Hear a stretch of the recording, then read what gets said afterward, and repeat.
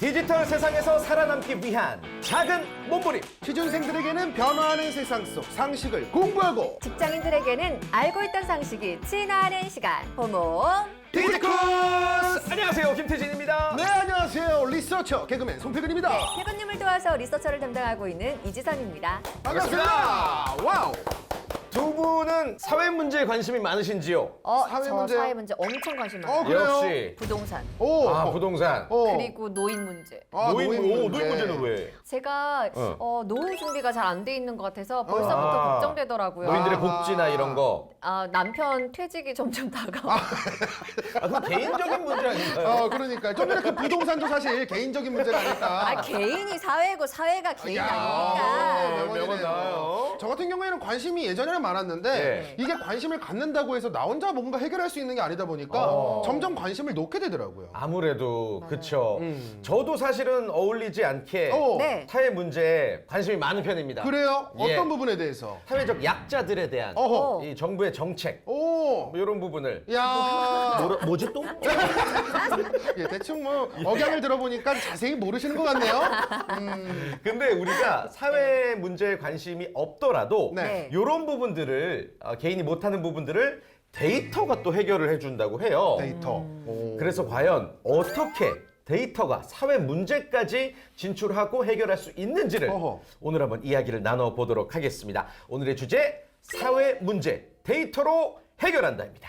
다 같이 호모 디지코스의 세계로 로그인!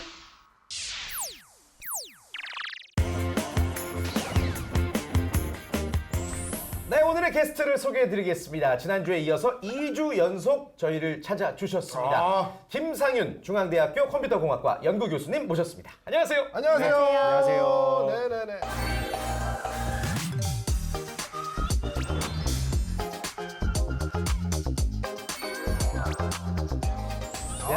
뭐 지난주에 예. 한 주는 안 된다. 내가 나왔으면 최소 2주는 가야 되지 그렇죠. 않겠냐.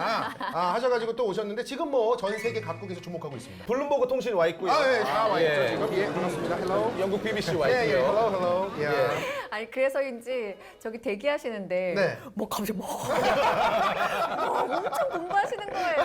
맡는 게 있어가지고. 그렇죠, 그렇죠. 아무튼 뭐 2주 연속 나와주셔서 감사드리고 네. 또 직접 픽한 주제이니만큼 저희가 오늘 아주 기대를 해보도록 하겠습니다. 근데 이제 주제 이야기를 들어보기 전에 네. 제가 김상희 교수님을 이제 검색을 해봤어요. 그랬더니 애칭이 있으시더라고요. 뭐예요? 미래를 그리는 디지털 멘토. 오. 이게 본인이 지으신 건가요?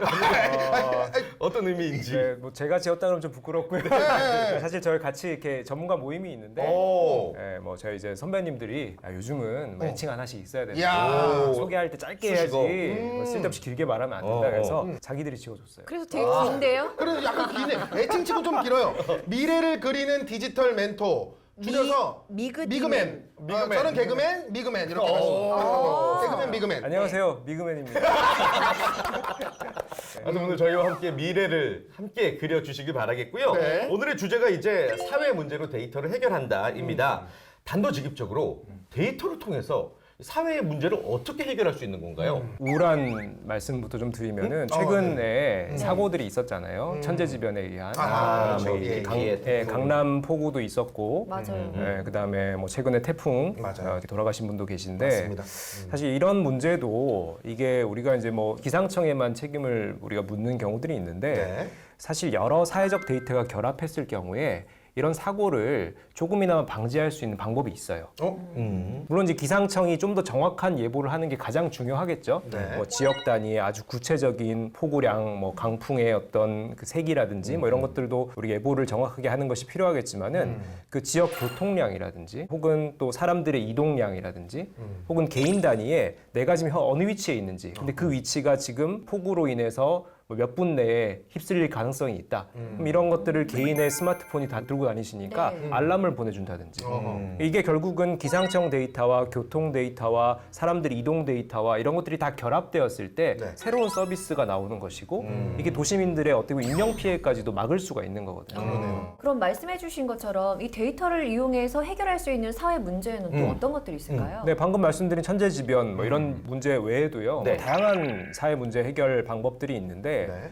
뭐 예를 들어서 이제 우리나라의 뭐 전통적으로 교육 열기가 대단하지 않습니까? 그렇죠. 네. 그렇죠. 예. 네, 교육 열기 하면은 이퀄 또 사교육 시장이죠. 아. 네, 사교육이라고 하는 것이 사실 공공을 벗어난 영역이니까 가계의 부담이 상당히 커요. 네, 그래서 사실 부모님이 얼마나 이 재력가인지, 이 부유층 자녀인지, 혹은 좀 빈곤층인지 여기에 따라서 사교육의 혜택이 골고루 돌아가지 못하는 경우가 많죠. 그렇죠. 자, 근데 이것을 어떻게 데이터로 해결할 수 있느냐? 네. 네. 요즘 다양한 그 교육 그 플랫폼들이 이 데이터를 활용해 가지고요 비대면으로 이 온라인 컨텐츠로 교육을 하는데 네. 이 학생들의 어떤 성취도라든지 학생들의 어떤 지금 원하는 요구사항이라든지 이런 것들을 즉시 반영을 해가지고 문제를 설계해 준다든지 혹은 과외 선생님을 대신하는 역할을 해줘요. 예를 들어 학생들이 카메라로 이 문제집을 펴놓고 네. 내가 틀린 문제가 있잖아요. 카메라로 문제를 찍어요. 네. 해설이 나와요. 와. 과외 선생님처럼. 대박. 네. 옛날에는 문제집 맨 뒤에 정답, 정답 있었죠. 있었잖아요. 예. 같이 펴놓고 맞아, 맞아, 맞아. 그래서 그렇죠. 네. 그 해답지는 또 이게 공간이 부족하니까 아주 간단하게 설명돼 맞아요. 있어서 네. 이해가 안 되는 경우가 많았잖아요. 네. 사실 그런 경우들 때문에 과외 선생님을 찾는데 이렇게 AI OCR이라고 하는 영상 인식을 기반으로 해서 이 문자를 인식해가지고 이 문제를 해석해서 거기에 맞는 아주 상세한 해설을 제공을 해주니까 학생들이 과외 선생님을 구할 필요가 없는 거예요. 네. 해소가 되죠. 과열 방지네요. 그렇죠. 네, 아무래도 좀 이렇게 집이 형편이 어렵거나 하면 과외 선생님 붙이기가 힘든데 이런 걸로 충분히 과외 선생님 효과를 얻을 수가 있다. 이것도 사회 문제 해결에 아주 중요한 하나의 방법이라고 할 수가 있겠고요. 신기하다.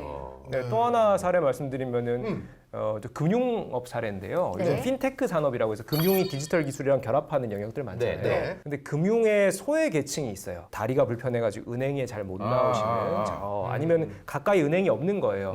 저 지방의 시골 산골에 계신 분들 그런 분들도 금융 소외 계층이고 혹은 10대 친구들.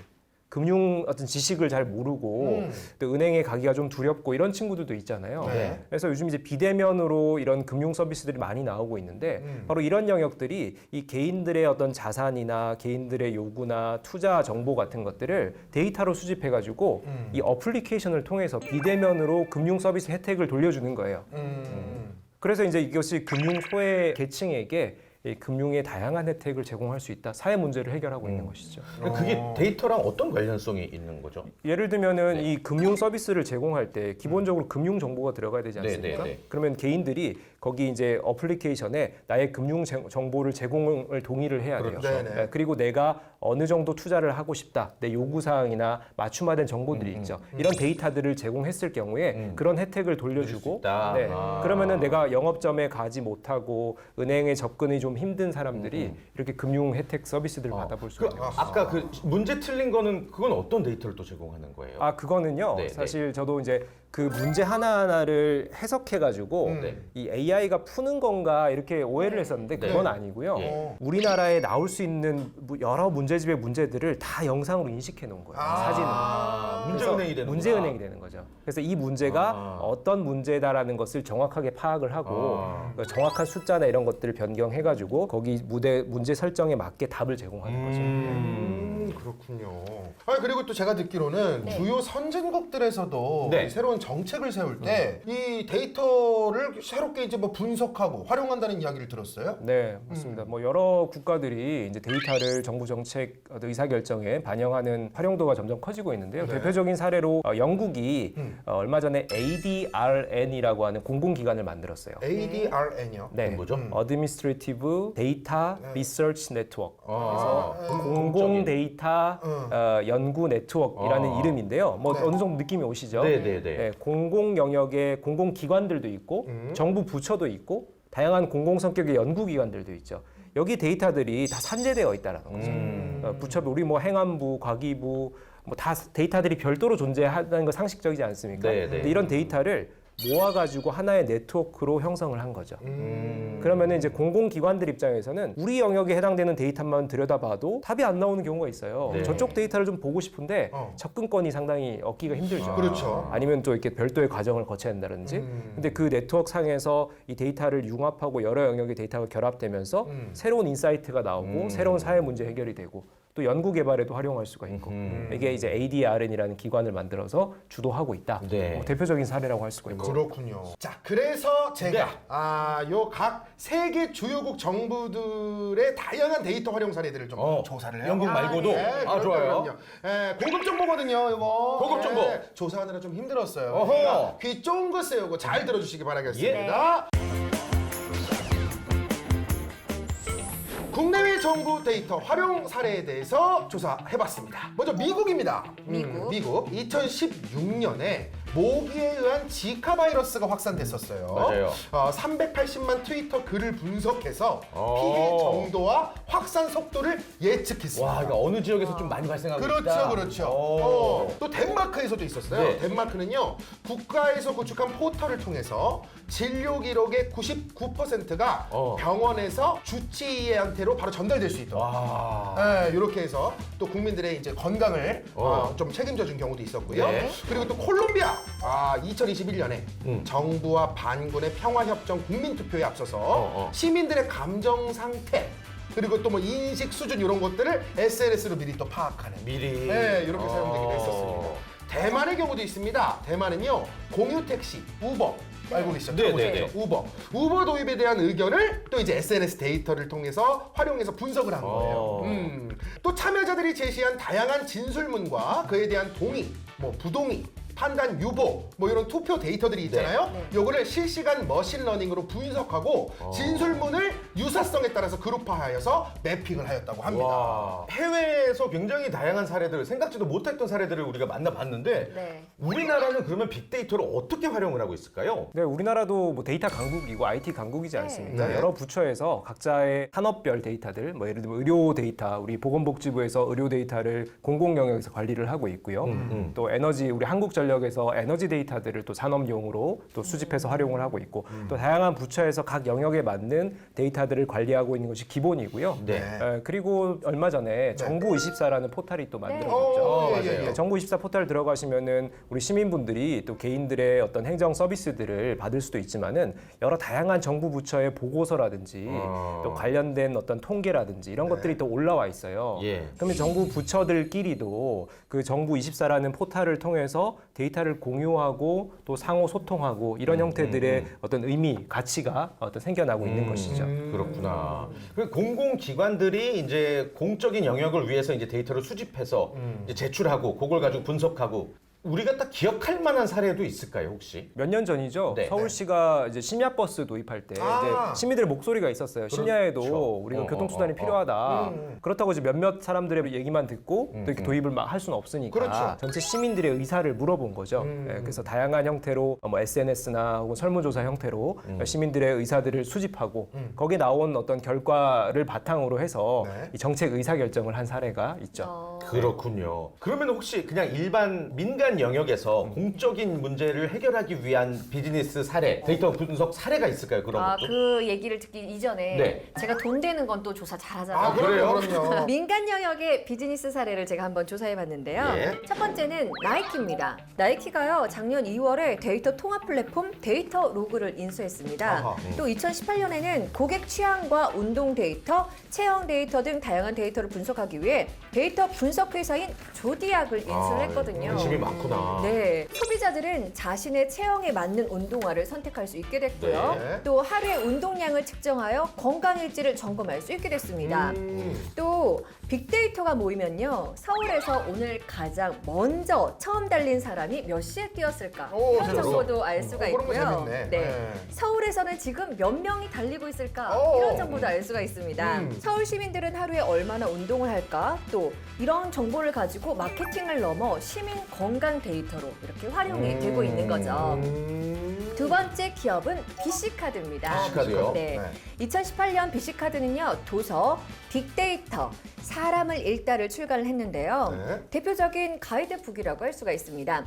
카드사들은요, 월, 4억 건의 결제 데이터를 바탕으로 전국의 금융, 지자체, 정부기관, 유통, 관광, 축제, 상권, 맛집, 부동산 이렇게 다양한 분야에서 한국의 소비 지도를 그려낼 수가 있습니다. 핀셋으로 이렇게 딱 집어내는 수준의 이런 고객 타겟팅을 통해서요 쌓아놓은 빅데이터 덕분에 누구나 공유할 수 있는 가이드북을 만들어낸 거죠. 그러니까 민간 영역이 갖고 있는 데이터로 공적인 문제를 해결할 수 있다라는 거 아주 신박합니다. 네. 사회 문제에 관련된 내용이 나오다 보니까 네. ESG라는 단어가 참 많이 나오더라고요. ESG. ESG에 대해서 예. 좀 더 이렇게 설명을 좀 해주신다면요. 네, ESG가 요즘 이슈가 되고 있죠. 많은 네. 기업들이 ESG 경영해야 된다. 또 맞아요. 공공기관들도 ESG를 또 추구해야 된다. 네. 국가적 차원에서도 ESG가 앞으로 거대한 산업이자 국민들의 삶을 위해서 중요하다. 그렇게들 얘기하는데 도대체 ESG가 뭐냐? 네. 세 가지 영역을 키워드를 따온 거예요. 단어를 따온 거예요. E는 environment, 환경이고요. 네. S는 social value라고 해서 사회적 가치. 네. 그다음에 G는 governance, 지배 구조라고 하죠.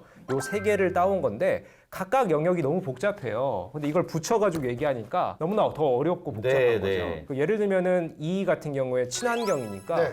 제품을 개발할 때 친환경적인 재료를 쓴다든지 공정을 또 유해 물질이 안 나오는 공정을 만든다든지 네. 뭐 이런 영역들이 친환경 해당되고요. S 하면은 사회적 가치니까 뭐 예를 들면은 뭐 인권을 우리가 평등하게 가져간다든지 네. 아니면 남녀 평등 혹은 또 고용자와 피고용자 간의 어떤 갈등을 해결한다든지 뭐 이런 여러 가지가 또 사회적 가치에 해당되는 부분들이고 네. 지혜 지배 구조 거버넌스 부분은 기업 내부에 뭐 의사 결정을 투명하게 한다든지 뭐 부패나 뭐 비윤리적인 요소들을 제거한다든지 경영과 관련된 윤리적인 부분들 이런 것들을 지배 구조라고 합니다. 세 개를 합쳐서 그렇군요. ESG라고 하죠. 아하. 아니 그러면 그 ESG 실현 관련해서도 이 데이터가 어떻게 활용되고 또 부가가치를 어떻게 창출해내는지에 대한 그런 사례들도 있을까요? 네, 물론 있죠. 요즘 이제 많은 영역의 사회적 데이터들이 활용되고 있는데요. 네. 대표적으로 범죄 현장을 분석하는 데이터 활용 사례도 있어요. 네. IBM이 자체적으로 개발한 인공지능 모델이 왓슨이라고 하는 모델이 있어요. 네. 이제 왓슨이라는 모델을 범죄 현장을 분석하는데 어떻게 활용하느냐? 네. 이 범죄 현장을 분석하고 결과치의 데이터들을 이 왓슨이 학습을 해가지고요 다 이해를 하고 있는 거예요. 그래서 특정 범죄 현장이 생겼을 때 네. 이제 범죄 수사관들이 이 범죄가 어떤 의도에서 진행이 됐는지를 파악을 해야 되잖아요. 그럼 이제 수사관들이 뭐 아주 골똘히 고민하고 며칠 동안 분석하고 해야 되는데 네. 이 IBM의 왓슨을 이용해서 이 AR 증강현실 기기를 뒤집어 써요. 범죄 수사관들이. 그래서 그 범죄 현장을 증강현실 기기를 통해서 바라보면은 예를 들어 뭐 이렇게 어떤 사건이 일어났다. 네네. 이 AR을 통해서 쭉 이렇게 훑어보면은 AR이 순간적으로 지금까지 쌓여있던 데이터에서 이 유형이 어디에 해당되는지 파악하는 거예요. 그래서 이럴 경우에 저 벽에 뭔가 묻어 있는지를 체크해봐라. 아니면은 여기 증거물이 뭔가 결정적인 단서가 될 수 있다. 이런 것들을 가이드를 알려주는 거죠. 그럼 수사관 입장에서는 내가 정말 이 감각적 판단에 의해서 며칠을 고민해야 될 거를 이 AR이 어떤 넌지시 또 이렇게 조언을 해주니까 상당히 또 효과적으로 수사를 할 수가 있죠. 이런 부분도 이 공공의 사회 문제 해결 측면에 재미있는 사례라고 할 수가 있겠고요. 네네. 또 하나 말씀드리면은 이제 ESG에서 G에 해당되는 우리 지배구조. 지배구조라는 예. 부분에서 하이네켄 기업 사례를 좀 말씀드릴까 맥주요? 하는데 맥주. 네. 네. 하이네켄이 내부 조직의 감사 활동을 하는 데 있어서 바로 이 데이터를 활용하고 있어요. 어떻게? 뭐냐면은 우리가 공적 영역에서도 감사를 하지만은 기업 내부에서도 그 조직 단위의 감사를 하거든요. 네네네. 그럼 이제 예를 1년에 한 번 한다. 그러면 감사실, 뭐 인사팀이 이제 주도하지 않겠습니까? 그럼 보통 일반적으로 이렇게 합니다. 우리 내부의 조직이 100개다. 그럼 그 중에 5개, 10개 정도 타겟을 딱 잡아가지고 네네. 올해는 요 부서만 딱 하는 거예요. 그럼 그 이제 해당되는 부서는 우리 또 피곤하겠다 이렇게 되는 거죠. 네. 근데 그렇게 이제 샘플을 잡아서 할 수밖에 없는 게 전수조사가 너무 어렵기 때문이죠. 자, 그렇게 이제 일반적으로 과거에 했다면은 하이네켄은 어떻게 하느냐? 하루하루 경영 활동에 있는 데이터들을 빅데이터로 수집해 놓고 네. 이 부서의 경영 활동이나 의사 결정이 뭔가 문제가 있을 것 같다라는 것을 데이터로 축적을 해 놓는 거예요. 그래서 실시간으로 할 수도 있고 아니면은 연말에 감사 기간에 그 인사팀이나 감사실에다가 AI 솔루션이 요 부서가 좀 문제가 있을 것 같다. 요 부서를 좀 이런 부분을 좀 파봐야 될 것 같다. 알림을 주는 거죠. 그럼 담당자 입장에서 그 해당 부서만 딱 감사를 하면 되니까 적중률이 높아지죠. 좋다. 네, 이게 지배 구조를 개선하는데 데이터를 활용한 사례라고 할 수 있겠습니다. 무궁무진하네요, 진짜. 네. 그렇군요. 그 지난 시간에 우리가 데이터 산업을 진흥시키기 위한 국내 정책에 대해서 이야기해봤어요. 이름하여 데이터 3법. 다시 한번 복습해볼까요, 그러면? 네네네. 개인정보보호법, 네. 정보통신망법, 신용정보법 이렇게 세 가지 줄여서 뭐다? 개망신. 근데 그 3법이 ESG랑은 어떤 관련이 있는 걸까요? ESG가 네. 우리가 지금 오늘 주제가 네. 데이터를 활용한 사회 문제 해결, 네, 특히 네, ESG잖아요. 네. 그러면은 그 데이터를 활용한다고 했을 때 그 데이터의 원 소스가 기업 데이터일 수도 있고 공공 데이터일 수도 있는데 아. 네. 개인 데이터일 수도 있죠. 네. 특히나 소비재 기업이나 우리 뭐 나이키, 스타벅스 뭐 이런 기업들은 개인 데이터가 가장 중요한 데이터예요. 아. 원유, 석유죠, 아. 석유. 네, 그런 부분에서 이 개인 데이터를 활용해서 사회 문제를 해결하려고 하는데 정말 마지막 결론도 중요하지만은 이 개인들의 인권 침해나 혹은 권한을 침해해서는 안 된다라는 거죠. 그걸 데이터 3법이 규정하고 있다. 즉, 이 법과 제도와 정책과 사회 문제 해결과 기술이 함께 이렇게 어우러져서 이런 다양한 현상들을 만들고 있다.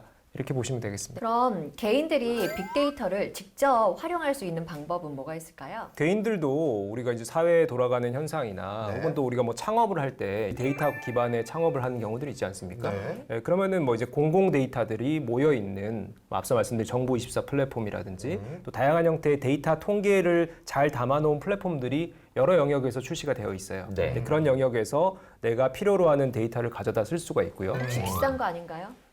공공 성격의 데이터들은 무료로 제공이 됩니다. 아. 보통 그렇게 제공이 되고 예를 들어서 이제 네. 작은 기업들, 스타트업들이 어떤 개인 데이터나 아니면 공공 데이터가 좀 구체적인 게 필요하다.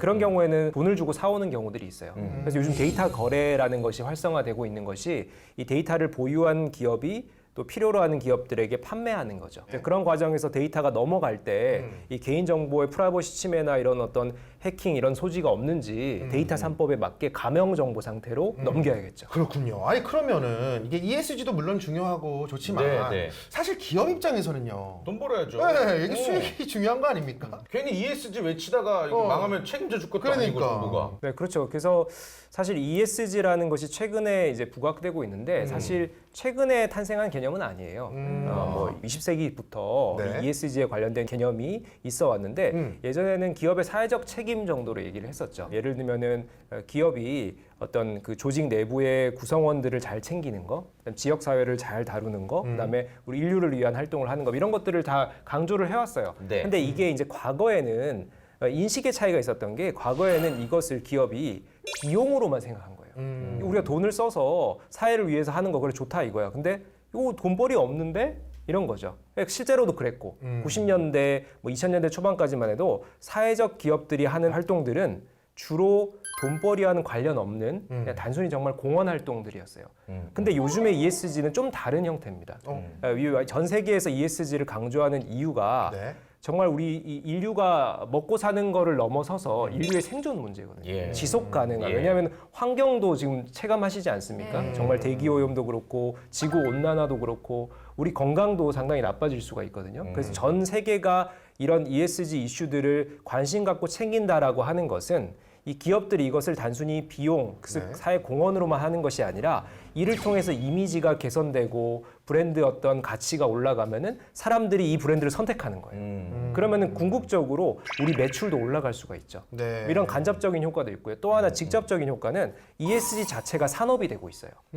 친환경을 관련된 어떤 뭐 전략이나 기술이나 뭐 어떤 도구를 개발했다. 그걸 또 필요로 하는 다른 기업들에게 판매하거나 네. 활용할 수가 있죠. 뭐 SG 영역도 마찬가지입니다. 이런 여러 가지 솔루션들이나 비즈니스나 혹은 서비스들을 개발했을 때 다른 기업의 수요들이 있고 이를 통해서 또 판매해서 거기에 또 수익을 얻을 수 있는 즉 ESG 자체가 산업이 되고 있다라는 측면에서 또 다른 이윤 창출의 수단이 될 수가 있다라는 거죠. 그렇군요. 그러니까 단순히 ESG에 갇혀 있는 게 아니네요. 네, 기업들은 확실히 그걸 통해서 오히려 또 이윤도 창출을 하고. 네. 알겠습니다. 네. 자, 그러면 빅데이터를 비롯해서 이 데이터 산업이 앞으로 발전하려면 뭐 국가와 민간에서 또 어떤 부분을 노력해야 되는지 끝으로 한번 들어볼까요? 네.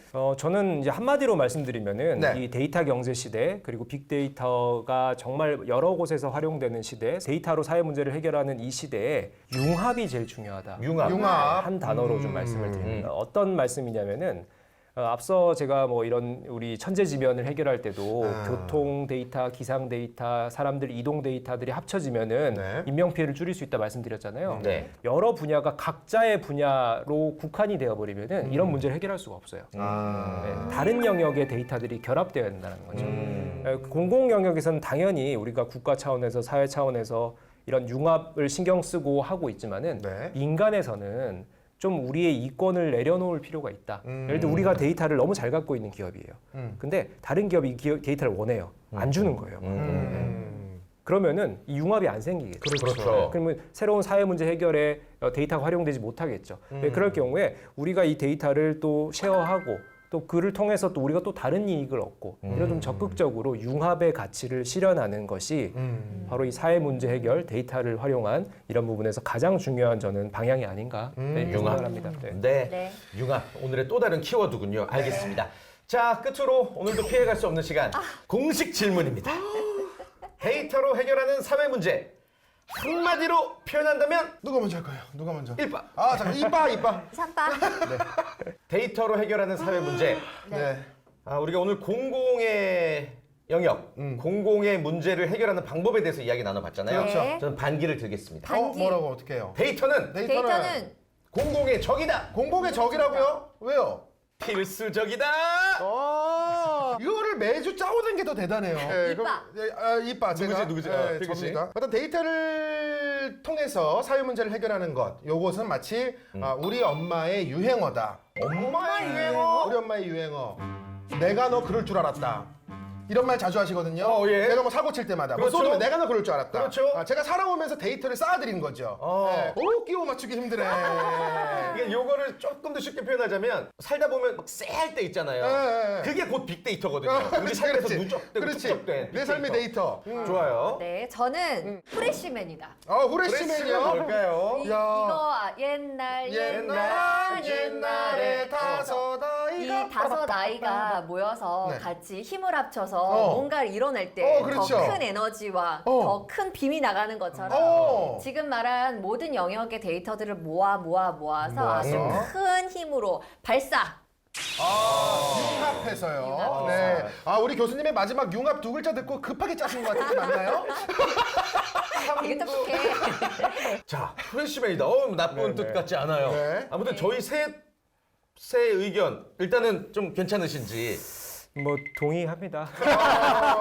이거는 동의 못한다는 뜻이거든요. 네. 네네. 제가 마무리를 후레쉬맨 이어서 예. 얘기를 할게요. 이어서. 후레쉬맨 5명인가요? 네, 그렇죠. 5명인 게 색깔별로 있죠. 예. 이렇게 모아가지고 이렇게 에너지 발산하면은 그렇죠. 그 에너지 맞고 죽는 사람이 누구죠? 외계인들이 나쁜 놈들. 예, 나쁜 놈들이죠. 네네네. 우리 생존을 위한 거죠. 그렇죠. 그래서 우리가 이때 모아서 융합해서 모이면은 데이터가 모이면은 우리 전 인류의 생존을 위한 것이다. 이야. 제가 한 말이에요. 이렇게 개떡같은 이야기도 찰떡같이 이렇게 네. 만들어주시니까. 교수님이 하시니까 확실히 다르다. 그러니까요. 결국엔 융합으로 다 연결이 되는군요. 그렇군요. 좋습니다. 아무튼 오늘 2주간에 걸쳐서 또 아주 귀한 이야기 전해주신 김상윤 교수님께 깊은 감사의 인사를 올리겠습니다. 고맙습니다. 감사합니다. 자, 개인의 데이터가 쌓여서 빅데이터가 되고 또 빅데이터가 공공을 위해서, 공공의 이익을 위해서 사용될 수 있다는 사실 꼭 기억해 주시기를 바라겠습니다. 네. 저희는 다음 주 이 시간 더욱더 알차고 재밌는 내용으로 인사드리겠습니다. 호모디지쿠스 인사드릴게요. 고맙습니다. 안녕.